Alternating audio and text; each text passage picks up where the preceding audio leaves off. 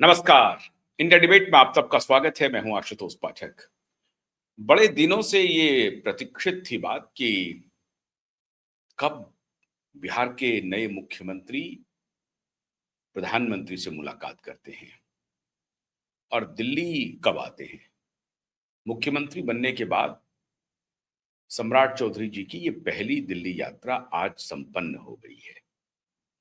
प्रधानमंत्री से उनकी मुलाकात भी हो गई है। उसके पहले उन्होंने केंद्रीय जो पूरा लुटियंस जोन है उसी में एक इलाका है जिसमें भारतीय जनता पार्टी का दफ्तर भी है। खबर है कि वहीं पर राष्ट्रीय अध्यक्ष जो उनके अपने प्रदेश के ही हैं, नितिन नवीन साहब से भी उन्होंने मुलाकात की है।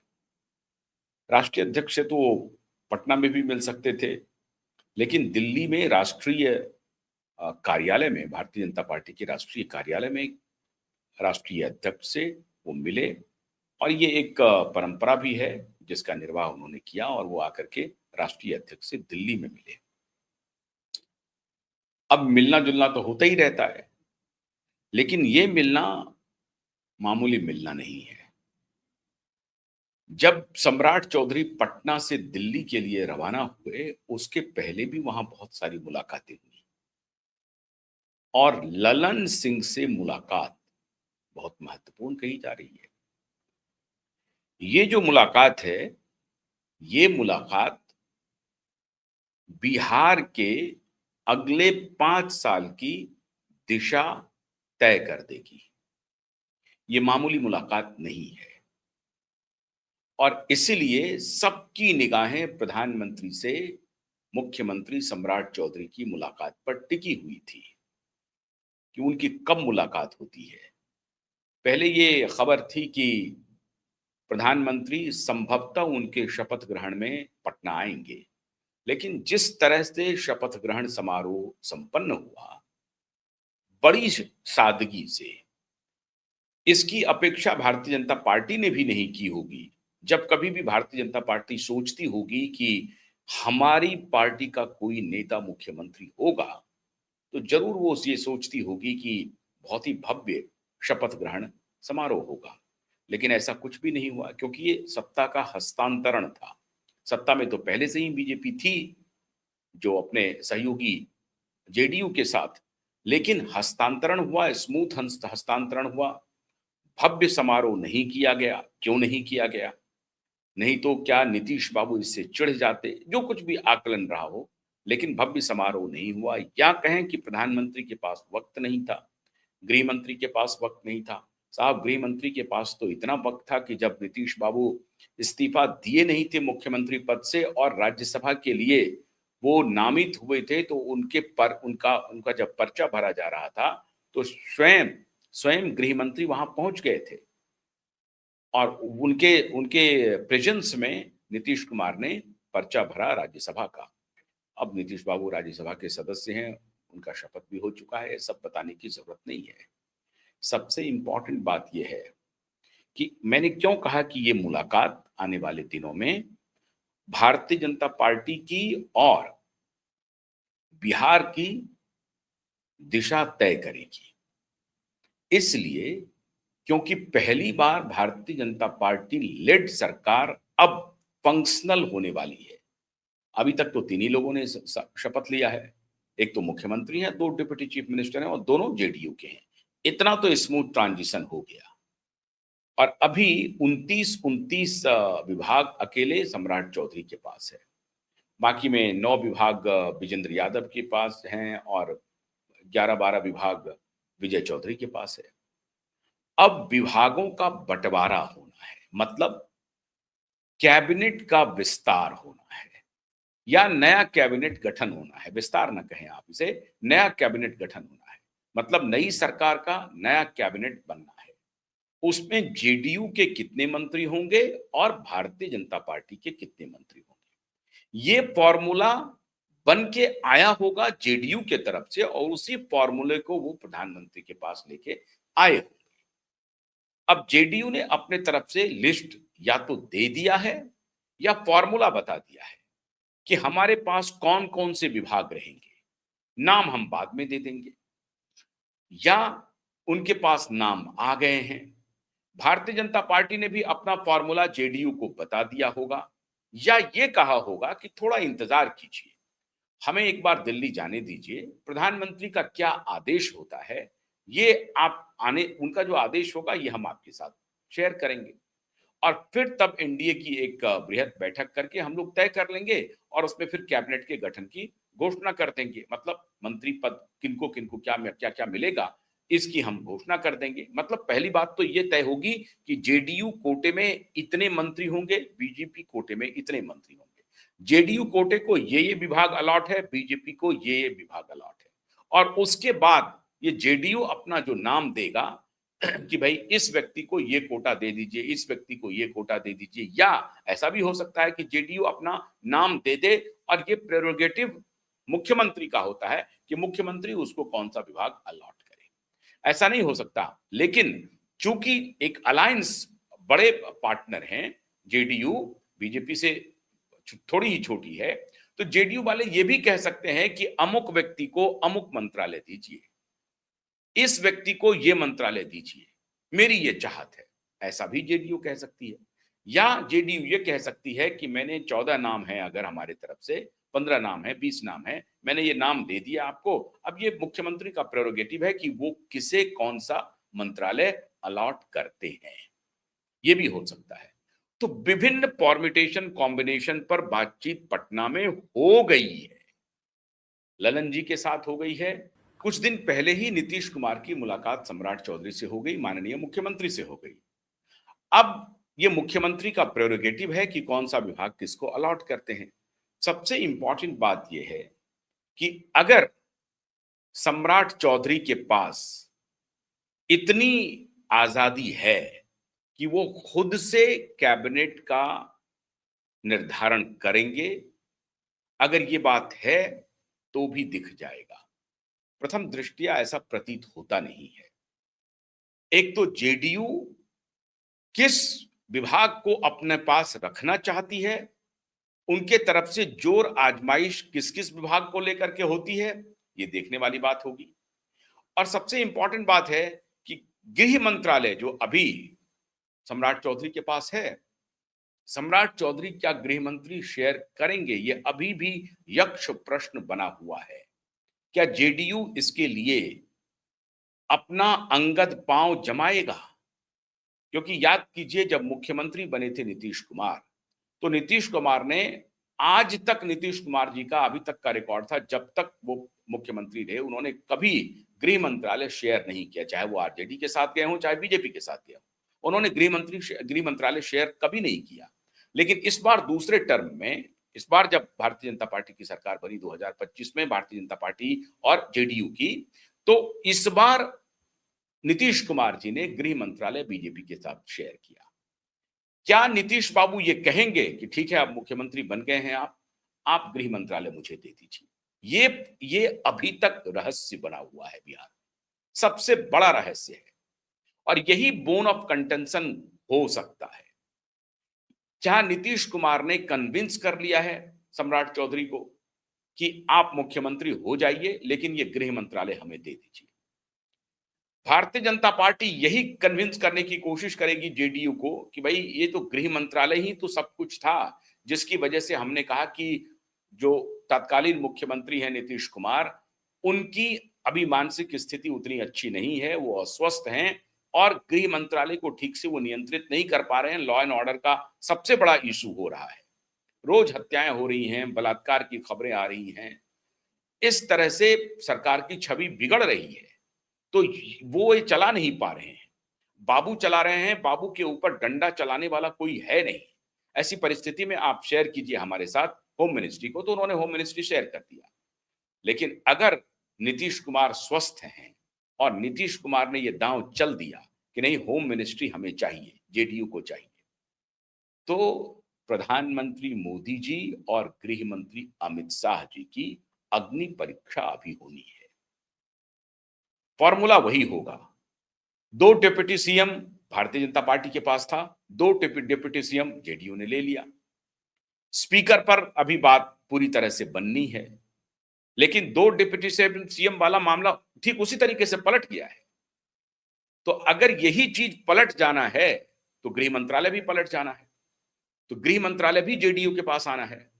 लेकिन गृह मंत्रालय भारतीय जनता पार्टी देगी, मुझे शक है। बाकी हर बात हो सकता है कि जेडीयू की भारतीय जनता पार्टी मान ले। गृह मंत्रालय ही अगर जेडीयू के पास है तो फिर सत्ता परिवर्तन का भी कोई ज्यादा महत्व तो नहीं है। हालांकि बहुत सारे एक्सपर्ट और लोग कहते हैं कि भाई अंततः तो चीफ सेक्रेटरी ही बॉस है, अंततः तो मुख्यमंत्री ही बॉस है।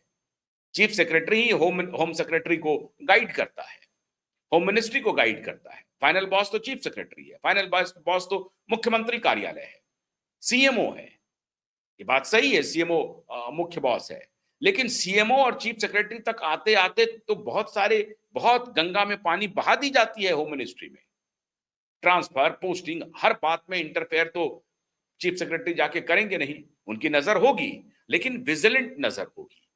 लेकिन हर चीज में वो इंटरफेयर करेंगे, ये कहना मुश्किल है। तो एक थाने से, और ऐसे स्टेट में थाना बहुत बड़ा महत्वपूर्ण हो जाता है। वो कमाई का सबसे बड़ा साधन है।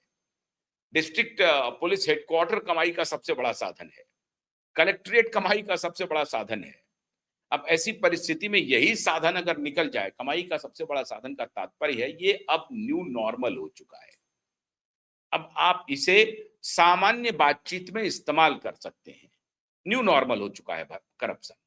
पॉलिटिकल पार्टियां भी ये मान चुकी हैं।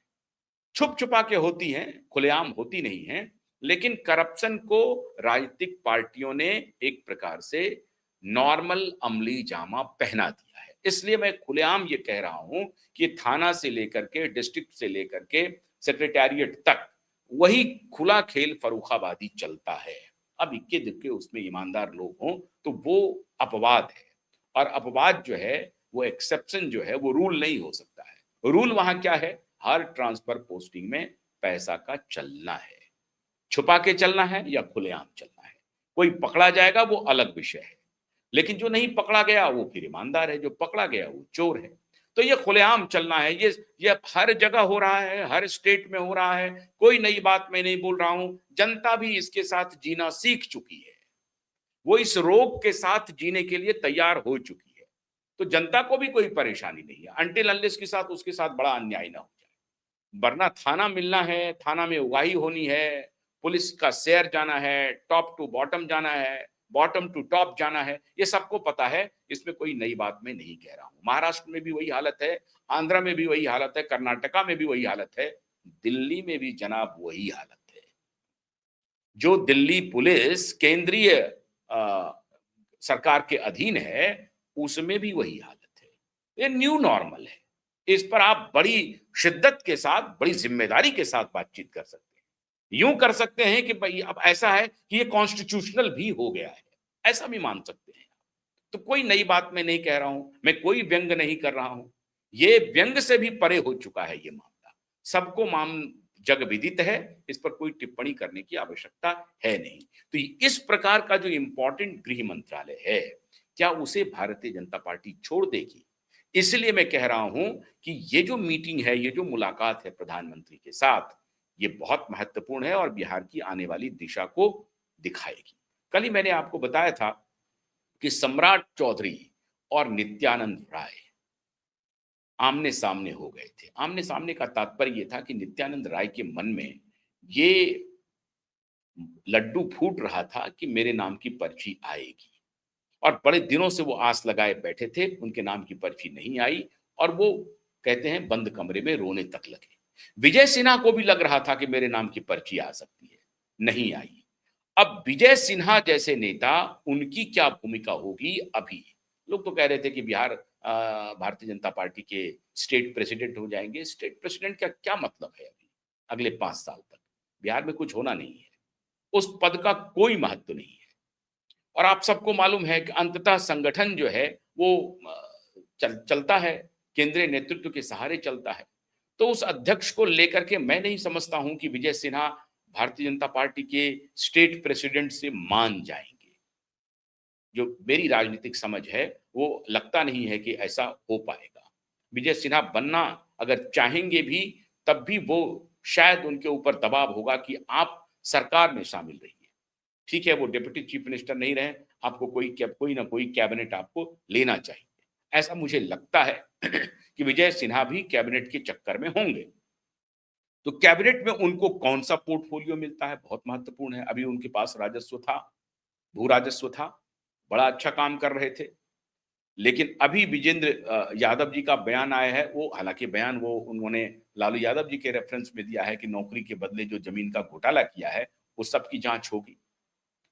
लेकिन भू राजस्व मंत्रालय किसे मिलता है, फाइनेंस किसे मिलता है, ये सब महत्वपूर्ण मंत्रालय हैं जिन पर की बीजेपी की भी नजर होगी और जेडीयू की भी नजर होगी। तो ललन बाबू ने मुलाकात में क्या अपने तरफ से कोई पर्ची दे दी है या बता दिया है मौखिक रूप से कि आप प्रधानमंत्री को हमारी अपेक्षा, जनता दल यूनाइटेड की अपेक्षा क्या है, ये कम्युनिकेट कर दीजिएगा। हालांकि जब तक अमित बाबू नहीं आएंगे, अमित शाह जी नहीं आएंगे और अमित शाह और मोदी की मंत्रणा नहीं होगी, तब तक बिहार सरकार के कैबिनेट में मंत्री पद किनको मिलेगा नंबर 1 और कितना मिलेगा नंबर 2 और कौन कौन सा मिलेगा, ये तय नहीं होगा। प्रधानमंत्री मोदी और गृह मंत्री अमित शाह कैबिनेट के एक एक व्यक्ति को देखेंगे, जानेंगे, पहचान जाएंगे, उसके बाद वो लिस्ट ओके करेंगे। बिहार में सम्राट चौधरी कैबिनेट बनाने जा रहे हैं, ये गलतफहमी हटा लीजिए। जो लोग कहते हैं कि बिहार सरकार दिल्ली से चलेगी, 100% सही कह रहे हैं। बिहार सरकार दिल्ली से ही चलेगी और उसमें इनके पास बहुत स्कोप नहीं है। हाँ, वो कहा जाएगा कि आपके मान सम्मान में कोई कमी नहीं होगी, आप जो कोई फैसला लेंगे उसको हम पलट देंगे, ऐसा भी नहीं होगा। लेकिन फैसला लेने के पहले अगर कोई ऐसा फैसला आप लेने जा रहे हैं, ऐसी फैसला कुछ करने जा रहे हैं जिसमें कि विवाद होने की संभावना हो, तो उसके बारे में आप संपर्क कर लें। तो इसीलिए सम्राट जी को बार बार दिल्ली आना पड़ेगा, एक हॉटलाइन तैयार करके रखना पड़ेगा। हर काम के लिए तो नहीं, लेकिन महत्वपूर्ण काम के लिए केंद्रीय गृह मंत्री और पीएमओ पर निर्भर रहना ही पड़ेगा, इसमें कोई दो राय नहीं है। और सबके लिए पूरी व्यवस्था बनी हुई है। राजस्थान को पीएमओ में कौन सा मंत्री देख रहा है, पीएमओ में कौन सा अधिकारी देख रहा है, पता है सबको। महाराष्ट्र में कौन सा देख रहा है, महाराष्ट्र के लिए कौन है, गुजरात के लिए कौन है, उड़ीसा के लिए कौन है, हरियाणा के लिए कौन है, यूपी के लिए कौन है, सब है।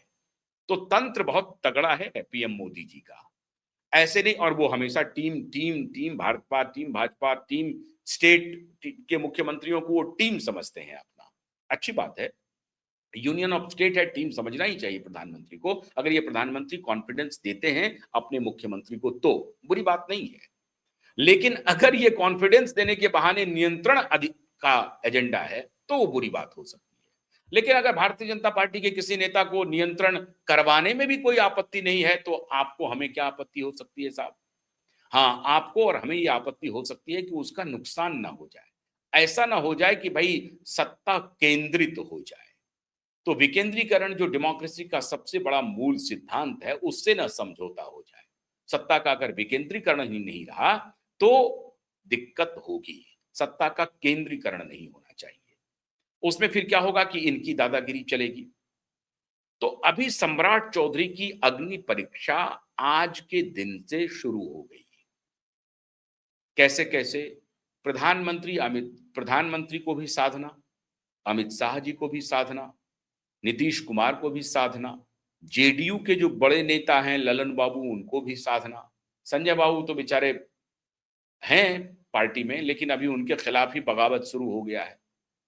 अभी जेडीयू के बड़े बड़े नेता और खासतौर से चेतन आनंद के पिताजी वो कह रहे हैं, जो एमएलए हो चुके हैं, अब आनंद मोहन जी कह रहे हैं कि भाई जब मुख्यमंत्री थे तो कार्यकारी अध्यक्ष की आवश्यकता थी जेडीयू के पास, लेकिन अब तो नीतीश बाबू फ्री हैं, राज्यसभा के सांसद हैं और आराम से पार्टी की पूरी कमान संभाल सकते हैं।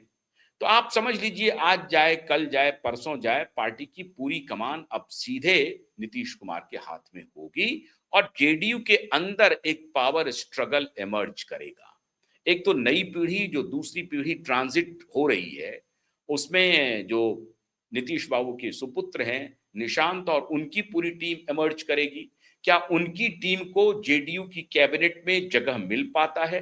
खबर है कि उनकी निशांत की जो चॉइस है, उनकी जो टीम है, उनको शायद नई कैबिनेट में जगह मिल जाए। और अगर ये जगह मिल जाती है तो मान के चलिए कि नीतीश बाबू ने पावर का ट्रांजिशन कर दिया है within the party to. Party के अंतर्गत भी उन्होंने पावर को शिफ्ट कर दिया है। अब बाकी सब जो हैं वो मार्गदर्शक मंडल के नेता हो जाएंगे। मार्गदर्शक मंडल के नेता रहेंगे, वो बने हुए रहेंगे, लेकिन जो दूसरी पीढ़ी है वो अब धीरे धीरे पार्टी को नर्चर करेगी, सत्ता में भी, सरकार में भी और संगठन में भी।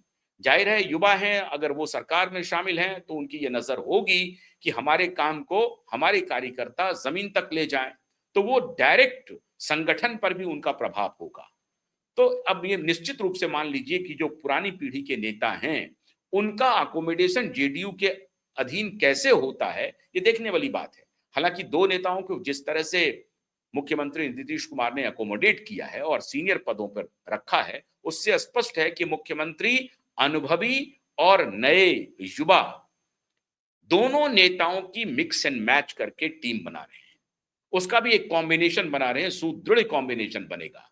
तो आप नीतीश कुमार को इतना कच्चा मत समझिए। जिस तरह से विजेंद्र यादव को और विजय चौधरी को उन्होंने दो महत्वपूर्ण पद सौंपे हैं, उससे सिग्नल साफ है कि अनुभवी और युवा दोनों का कॉम्बिनेशन जेडीयू लेके आएगी। भारतीय जनता पार्टी क्या करेगी ये समझ नहीं आ रहा। भारतीय जनता पार्टी अपने अपने जो परेशान नेता हैं उनको एकोमोडेट करेगी, उनको खुश करने का काम करेगी। ओनस सबसे ज्यादा अगर किसी पार्टी पर है तो बीजेपी पर है। बीजेपी के सामने परफॉर्म करने की चुनौती है। पहली बार 46 वर्ष में सत्ता मिली है कायदे से, तो परफॉर्म करने की चुनौती है। और दूसरी चुनौती है कि जो नेता, जो उनके नेता विधायक दल के नेता चुने गए हैं, वो एनडीए के विधायक दल के नेता चुन लिए गए हैं, जो मुख्यमंत्री हैं, उनके ऊपर बहुत सारे आरोप हैं। अब उस आरोप से पूरा ट्रांजिशन होना है, उनकी रीब्रांडिंग होनी है। अभी तक जो उनकी ब्रांडिंग थी एक लड़ाका नेता की थी, टक्कर देने वाले नेता की थी, पगड़ी हम नहीं खोलेंगे जब तक नीतीश बाबू को नहीं निकालेंगे, इस तरह की जो छवि वाला नेतृत्व था, उससे बाहर निकल करके एक परफॉर्मर की गवर्नेंस को उन्होंने ठीक रास्ते पर ले आया। इसको सम्राट चौधरी को बहुत तेजी से साबित करने की चुनौती उनके पास है और उनको ये साबित करना पड़ेगा आने वाले दिनों में कि कैसे भारतीय जनता पार्टी के मुख्यमंत्री के चेहरे ने बिहार में गवर्नेंस के मॉडल को बदल दिया। और बदला ही नहीं, नीतीश कुमार का जो गवर्नेंस था उससे बहुत आगे लेकर के चले गए। पहली चुनौती तो स्वयं सम्राट चौधरी के पास ये है। और दूसरी चुनौती ये है कि बीजेपी के अंदर जो बगावत है, जो स्वर अभी दिखाई नहीं पड़ते हैं, उनको कैसे आने वाले दिनों में शांत किया जाए, असंतुष्टों को शांत कैसे किया जाए, ये बड़ी चुनौती है सम्राट चौधरी के सामने में। और इसमें जाहिर है केंद्रीय नेतृत्व उनके साथ खड़ी रहेगी। अगर सम्राट चौधरी खुद से गलती नहीं करेंगे तो केंद्रीय नेतृत्व उनके पीठ पर एक प्रकार से समझिए कि जादूगर के तरह पीछे में खड़ी रहेगी केंद्रीय नेतृत्व और कहेगी कि आप चिंता मत करिए, अगर कहीं पर कोई असंतुष्टि है तो हम उसको देख लेंगे, हम झेल लेंगे। और फिर आप समझते हैं अमित शाह जी के एक फोन के बाद कोई नेता, किसी नेता में इतनी हिम्मत नहीं है जो बगावत करना शुरू करे। लेकिन फिर भी राजनीति है, कुछ ना कुछ तो चलता रहेगा। इसलिए चुनौती सबसे ज्यादा भारतीय जनता पार्टी के लिए है। तो जो पर्ची या लिस्ट लेकर के आए हैं सम्राट चौधरी, उसमें माथापच्ची सम्राट चौधरी को अपने पार्टी के अधीन ज्यादा करनी है, जेडीयू के अधीन नहीं करनी है। जेडीयू ने तो अपनी सत्ता जैसे ही अपने मुख्यमंत्री का पद दिया, इसका मतलब है कि सत्ता दे दिया, अब हम सिर्फ साझीदार हैं। हमको अगर जो भी पद दोगे हम परफॉर्म करने की कोशिश करेंगे और आपका जो कुछ भी दिशा निर्देश होगा उसके हिसाब से काम करेंगे हम। अगर आप हमें दबाने की कोशिश करोगे तब हम रिवोल्ट करेंगे, अगर नहीं दबाने की कोशिश करोगे तो हमारी गाड़ी ठीक से चलती रहेगी। लेकिन अगर हमारा हवा निकालने की आप लोगों ने कोशिश की तब हमें दिक्कत होगी। तो जेडीयू इस फॉर्मेट में आ चुकी है। जेडीयू अपने संगठन को मजबूत करने की स्थिति में आ गई है। जेडीयू अपने पार्टी के अंदर ट्रांजिशन कर रही है। और इसके लिए कॉम्बिनेशन तैयार कर रही है, सत्ता का हस्तांतरण कर रही है, उस सब पर ठीक तरीके से जेडीयू चलती हुई दिखाई पड़ रही है तत्काल में। भारतीय जनता पार्टी की जो चुनौती है, उसमें मोदी और शाह को अभी बहुत ध्यान देना पड़ेगा बिहार को लेकर के। तो जो लिस्ट अभी सम्राट जी लाए हैं, वो लिस्ट कितना ठीक है, ये मोदी और अमित शाह तय करेंगे, या मोदी और अमित शाह अपने तरफ से लिस्ट दे देंगे। ठीक है, जेडीयू का तो लिस्ट उनके तरफ से आया है, भारतीय जनता पार्टी का ये लिस्ट है। और भारतीय जनता पार्टी का लिस्ट हो सकता है कि संगठन के तरफ से अमित शाह जी के पास चली गई हो या मोदी जी के पास चली गई हो।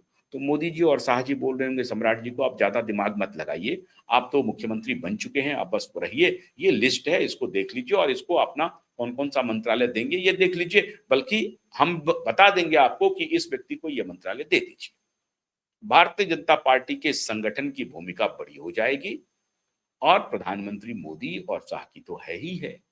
तो जो लिस्ट लाए हैं उसका बहुत महत्व नहीं है, जो लिस्ट बीजेपी के रेफरेंस में बनेगा उसी का महत्व है।